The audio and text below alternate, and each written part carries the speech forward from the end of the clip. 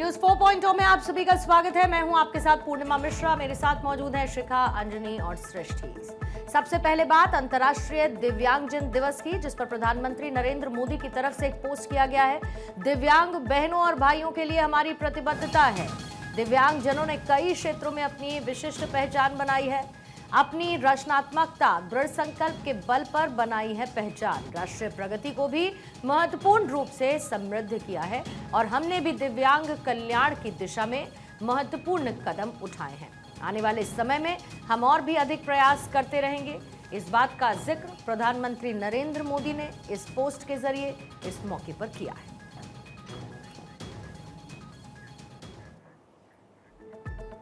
और चलिए आगे बढ़ते हैं और अगली बड़ी खबर आ रही है। प्रधानमंत्री मोदी से मिले तेलंगाना के सीएम और डिप्टी सीएम।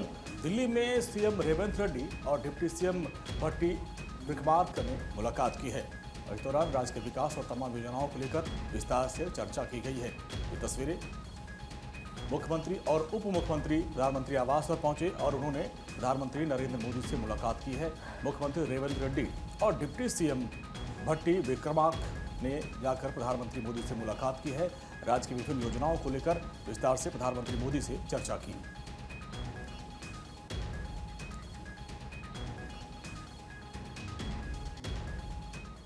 भारतीय एकता पर आरएसएस प्रमुख मोहन भागवत का स्टेटमेंट। गांधी के मुताबिक अंग्रेजों ने भारत की एकता पर झूठा नैरेटिव फैलाया था।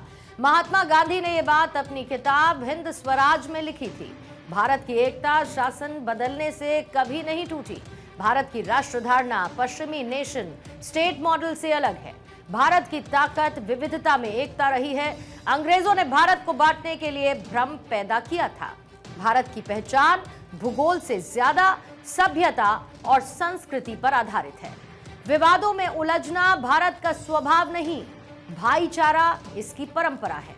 अपनी सांस्कृतिक जड़ें और भाषाओं को समझने की अपील मोहन भागवत की तरफ से की गई।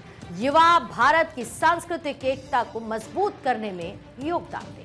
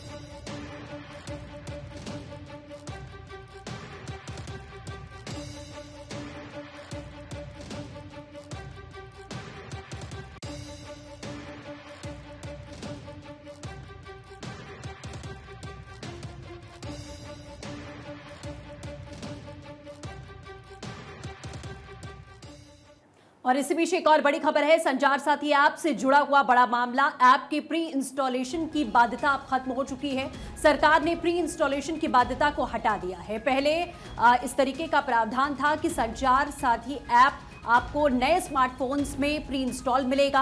हालांकि ज्योतिरादित्य सिंधिया की ओर से ये क्लियर किया गया था कि अगर आप चाहें तो आप उसे डिलीट कर सकते हैं, डीएक्टिवेट कर सकते हैं, इसमें कोई बाध्यता नहीं है। हालांकि अब ये साफ हो चुका है, सरकार ने प्री इंस्टॉलेशन की बाध्यता को हटा दिया है, क्योंकि विपक्ष की ओर से कई सवाल भी खड़े किए गए थे कि ये सीधे सीधे निजता का हनन है।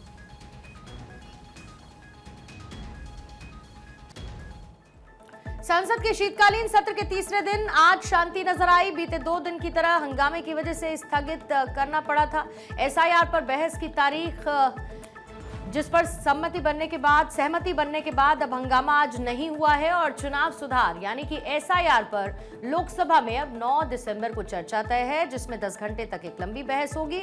इसकी शुरुआत प्रधानमंत्री मोदी करेंगे। वहीं वंदे मातरम के 150 साल पूरे होने पर भी विशेष चर्चा प्रस्तावित है। साइबर सिक्योरिटी ऐप संचार साथी को प्री इंस्टॉल करने के डीओटी आदेश पर विवाद जारी है। हालांकि अभी ये क्लैरिटी भी आई है कि अब इसका प्री इंस्टॉलेशन नहीं होगा।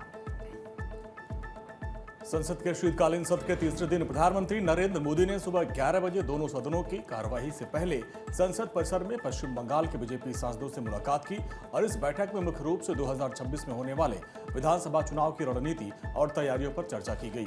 ये बैठक बंगाल में पार्टी की स्थिति को मजबूत करने के उद्देश्य से महत्वपूर्ण मानी जा रही है। 2026 विधानसभा चुनाव को लेकर प्रधानमंत्री ने सांसदों से डिटेल में प्रेजेंटेशन तैयार करने को कहा है। पॉलिटिकल प्लानिंग और लोगों को संगठित करने के लिए ग्राउंड वर्क पर काम करने का निर्देश दिया है। केंद्रीय सूचना और प्रसारण मंत्री अश्विनी वैष्णव ने फेक न्यूज को लोकतंत्र के लिए गंभीर खतरा बताया। उन्होंने आज लोकसभा में कहा कि AI generated deep fake video बनाने और झूठी जानकारी फैलाने वालों के खिलाफ सख्त कार्रवाई की जरूरत है। माननीय अध्यक्ष जी, सोशल मीडिया और फेक न्यूज़ के बारे में जो विषय माननीय सांसद जी ने उठाया है वो वाकई एक बहुत ही चिंताजनक विषय है। I sincerely want to say that fake news is a threat to our democracy today और हमें सोशल मीडिया पर फेक न्यूज़ पर एआई जनरेटेड डीप फेक पर स्ट्रिक्ट एक्शन लेने की ज़रूरत है। जिस तरह से सोशल मीडिया प्लेटफॉर्म्स का उपयोग करके एक तरीके से कई ऐसे इकोसिस्टम बन गए हैं जो कि भारत के संविधान को फॉलो नहीं करना चाहते, बहुत तरह से इस पार्लियामेंट द्वारा बनाए हुए कानून को भी पालन नहीं करना चाहते। उसमें स्ट्रिक्ट एक्शन लेने की और कड़े नियम बनाने की वाकई बहुत सख्त ज़रूरत है। हाल ही में कुछ नए रूल्स भी बनाए गए हैं। Within 36 hours take down करने की एक नए रूल अभी हाल ही में बनाया गया है। एआई जनरेटेड डीप फेक्स को आइडेंटिफाई करके उसके ऊपर एक्शन लेने का भी नया रूल ड्राफ्ट पब्लिश किया गया है। Consultation is currently going on. वहीं संसद के शीतकालीन सत्र के तीसरे दिन केंद्रीय मंत्री ज्योतिरादित्य सिंधिया ने संचार साथी ऐप पर विपक्ष के डर को दूर कर दिया है। उन्होंने साफ किया कि इस प्लेटफॉर्म से जासूसी करना या गोपनीयता भंग करना संभव नहीं है और ऐसा नहीं होगा। प्रश्नकाल के दौरान संचार मंत्री ज्योतिरादित्य सिंधिया ने संचार साथी ऐप को लेकर उठाए जा रहे सवालों पर कहा कि ये ऐप न जासूसी संभव है इस ऐप के जरिए और न ही आगे कभी हो सकती है।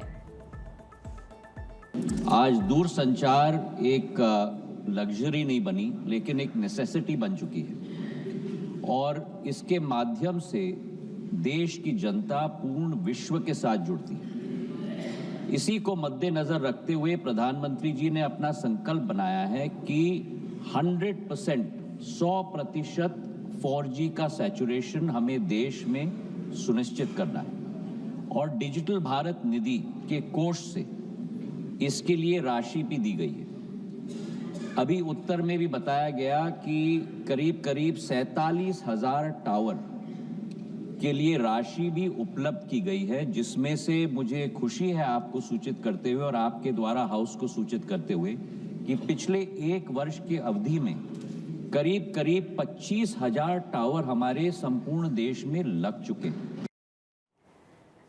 और वहीं दूसरी तरफ भारत 90 राफेल F4 खरीदने की योजना बना रहा है और फ्रांस ने इस बड़ी डिफेंस डील की पुष्टि कर दी है। इसके साथ ही 24 राफेल F5 का ऑप्शन भी इसमें शामिल है। सौदा तय होने पर इंडियन एयरफोर्स की क्षमता बड़े स्तर पर बढ़ेगी, भारत की आसमानी ताकत को मिलेगी मजबूती और फ्रांस ने इसे भारत फ्रांस रक्षा साझेदारी की मजबूती के तौर पर बताया। फ्रांस की तरफ से इस डील की पुष्टि कर दी गई है और भारत अपनी आसमानी ताकत को मजबूत करने के लिए इस डील की तरफ अब आगे बढ़ेगा, जहां पर 24 राफेल F5 का ऑप्शन भी इसमें शामिल किया गया है और इंडियन एयरफोर्स की क्षमता बड़े स्तर पर इससे बढ़ेगी। फ्रांस ने इसे भारत फ्रांस रक्षा साझेदारी की तरफ एक मजबूत कदम भी बढ़ाया है। 90 राफेल F4 खरीदने की योजना भारत की है।